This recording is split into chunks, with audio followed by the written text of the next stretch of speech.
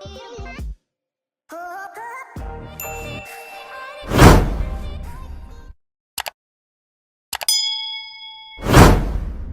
ay kalinain mo yung mga kapatid ko, si Ate Claude, Panginoon.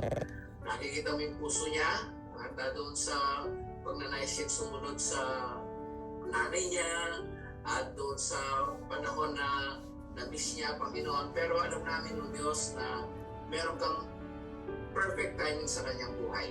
Alam namin sa salita mo, sinabi mo sa Ecclesiastes 3 verse 10 that He makes all things beautiful in His time. Pag yung Panginoon yung pinapanalangin niya na alam ko po, Diyos, beyond that, Lord God, na Ikaw ang siyang magbibigay sa tamang panahon at Ikaw, Diyos, ang kikilos sa kanyang buhay.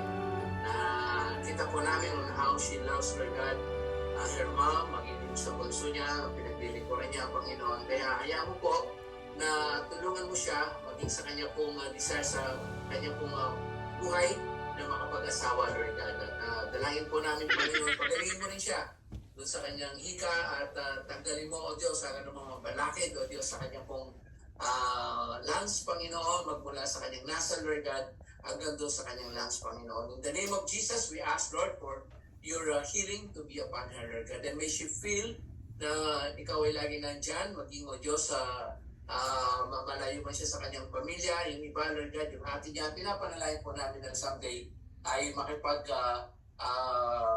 relasyon din sila, Panginoon, doon sa iyo bilang Diyos sa tagapagligtas. He doesn't need fires, He's got His colors noticed on and on, turning heads to see the colors. It goes on.